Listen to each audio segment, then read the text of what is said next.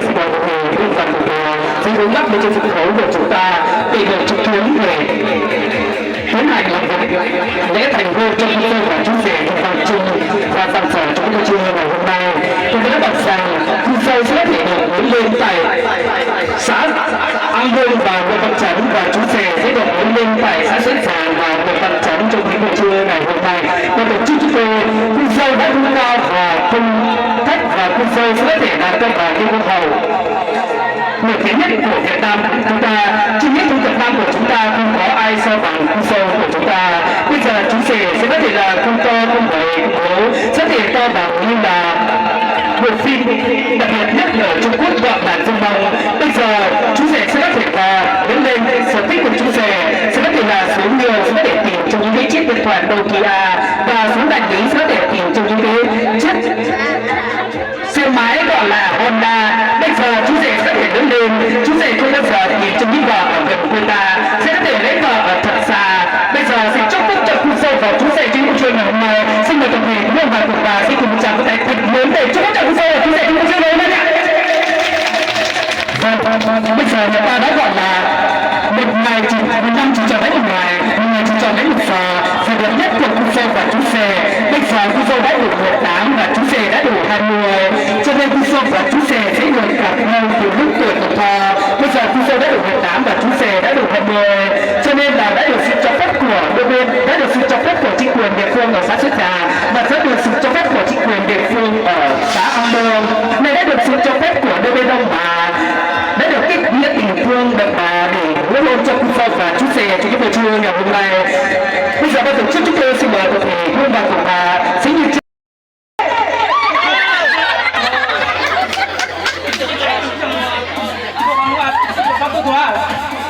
nhất sự tình huống trong một cái tình trạng rất là khó, tập sự với những sự kích động nhất từ tập huấn của các chủ rất là khó. Những sự kích động nhất từ tập huấn của các chủ chơi chỉ buồn trong công ty rất là khó, rất là nhất từ chơi tình huống nhất từ tình huống. Tập sự nói là tình trạng của đang ít cảm của công ty một tổ chức, tôi tức là công ty không phải là công phải nên chúng tôi tất cả những cái công tra phần mình với tập tổ chức chúng tôi xin mời toàn thể quý bà cùng bà muốn bắt lên trên sân khấu của chúng ta.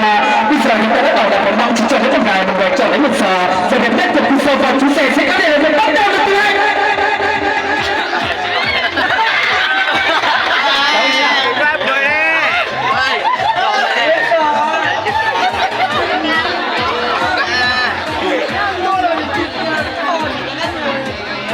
Bây giờ nó lửa ổ cá này là tôi có trang cao thế này. Cấp là dân cũng có nhiều á. Đấy như thì cho nhiều cái cắm. Sai á, sai á thì tôi bỏ được thôi. Sẽ các trường hợp của khu dâu và chú rể trong những khách trong buổi trưa ngày hôm nay rất là tận dụng trong lúc. Bây giờ ban tổ chức chúng tôi xin mời toàn thể quý bà cùng bà sẽ đối mắt lên trên sân khấu của chúng ta đi vào trung kiến để làm lễ thành hôn cho khu dâu và chú rể sẽ được bắt đầu.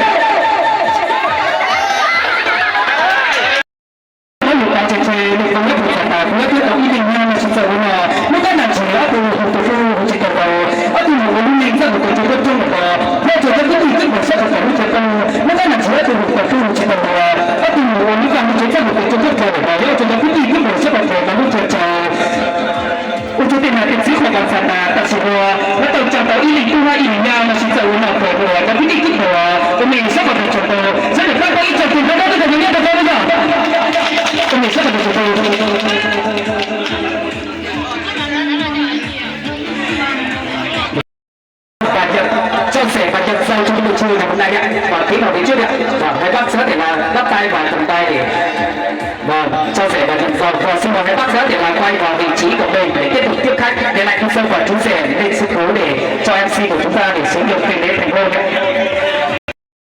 Còn bây giờ MC chúng tôi sẽ có thể là hỏi với chú rể sẽ có thể là bây giờ cách là cách của chú rể cách là cách mời của chú rể làm chủ, chú rể sẽ có thể là hôn khu dâu và hôn khu dâu không ạ?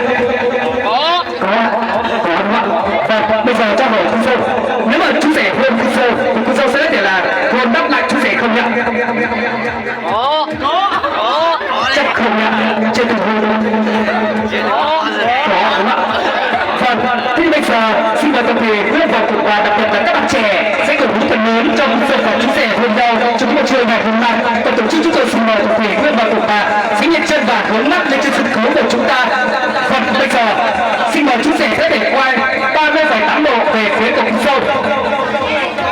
mời Kim Sâu sẽ để quay 30 phải bài đo về phía tổ chú rể. Vâng, bây giờ Kim Sâu và chú rể sẽ để là bây giờ cho hồ chú rể tiếp cho những cái vật gì mà nó đẹp nhất của Kim Sâu nhá. Vâng, nghe. Và bây giờ cho hỏi Kim Sâu sẽ để là biết là cái gì quý nhất của chú rể nhá. Vâng, vai. Vâng, bây giờ là xin mời chú rể sẽ để đặt tay vào chỗ eo của Kim Sâu. Vâng, xin mời Kim Sâu sẽ để đặt tay lên vai của chú rể đấy. Vâng, bây giờ ban tổ chức chúng tôi xin mời tập thể Nguyễn và cụ bà xin nâng một ly rượu tân đài và gửi một tràng vỗ tay thật lớn cho Kim Sâu và chú rể hôn nhau nhé.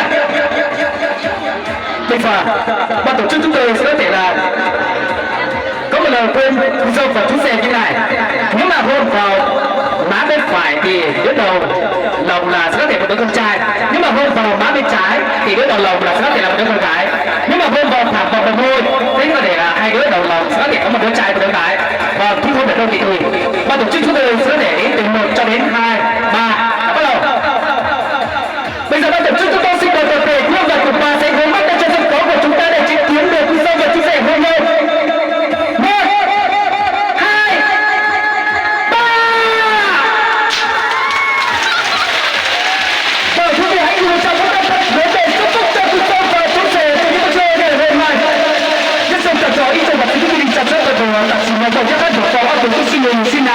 Trong một chương trình rất là đặc sắc và như là mình sẽ để tổng hoa thị trang của này ít là một tàu tàu ít là một tôi tin là tàu tàu thị trang đầu phải ở mình rất là vui vẻ của cả nước Việt Nam và một mình rất là tổ chức chúng tôi xin chúc tập thể Nguyễn và cụ bà xin chăm tuổi tập tập chân lâu và chúc cho hai họ được năm mươi đời và đưa tay mau ấm giàu sang cung danh sự nghiệp vững vàng đi lên và chúc cho đơn mùa vững bình hưởng xuân xuân sẻ sống nên bận tròn và chúc cho xuân sẻ đón mừng sướng sinh từ con lòng chúng yêu.